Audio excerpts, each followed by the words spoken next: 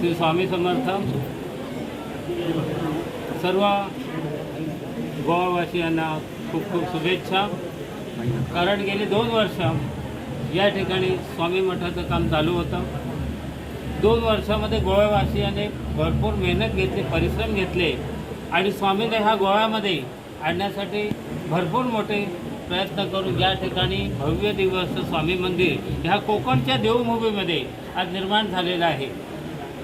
आणि कृष्णशिलेमध्ये गणपतीची मूर्ती आहे, स्वामींची मूर्ती 9 धातूमध्ये आहे आणि देवीची दुर्गादेवीची मूर्तीसुद्धा कृष्णशिलेमध्ये आहे.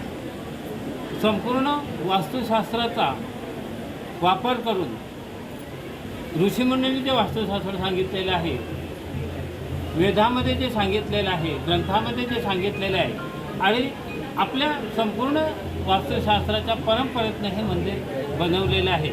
ह्या ठिकाणी स्वामीच्या मूर्तीचं आगमन झालेलं आहे आणि आजचा आपल्यासाठी हा सुवर्णमय दिवस आहे, ज्या दिवसाची आपण आतुरतेने वाट पाहत आहोत. श्री स्वामी समर्थ म्हणतात की भिवू नकोस, मी तुझ्या पाठीशी आहे. कारण एवढं असं भव्य दिव्य आणि एवढ्या भव्य दिव्य मंदिरामध्ये आज स्वामी प्रत्यक्ष विराजमान झालेले आहे. प्रत्येक भक्ताची मनोकामना पूर्ण करण्यासाठी, प्रत्येक भक्ताची ज्या काही इच्छा आहेत, ज्या काही आकांक्षा आहेत आणि त्यांना सदैव आशीर्वाद देण्यासाठी स्वामी इथे प्रत्यक्षात बसलेले आहेत. या ठिकाणी या मंदिरासाठी आपले स्थानिक आमदार रोहनजी खवटे यांनी अथक परिश्रम घेतलेला आहे. प्रत्येक वेळा मला मार्गदर्शन केलेलं आहे.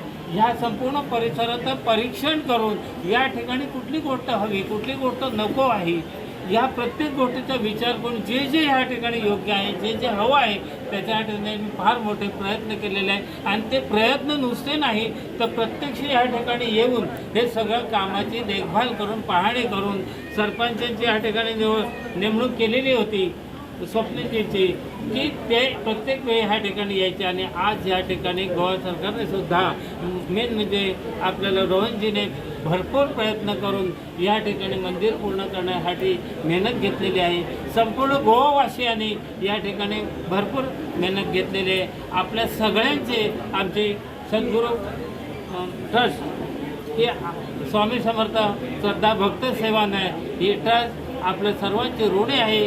गोवावाल्यांना आजपासून हे मंदिर तुमच्या श्रद्धेचं, भावनेचं, विश्वासाचं प्रतीक बनलेलं आहे. सगळ्यांनी यासाठी या स्वामींची भेट घ्या आणि मनातील ज्या काही व्यथा अडचणी आहेत ते स्वामी आपले आई आहेत, स्वामी आपले वडील आहेत, स्वामी आपले गुरु आहेत. अशा प्रकारच्या तुमच्या ज्या काय म्हणणं आहे स्वामींकडे माना आणि स्वामी ते नक्कीच पूर्ण करतील. तुमच्या सगळ्यांचं सहकार्याबद्दल अपेक्षा.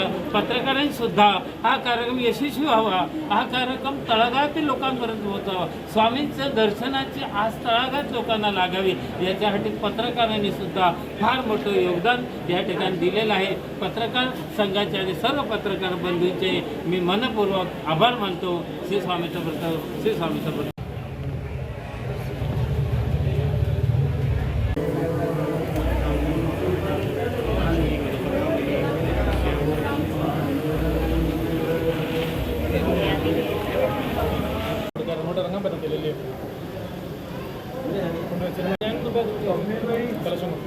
Pero vamos a trabajar con el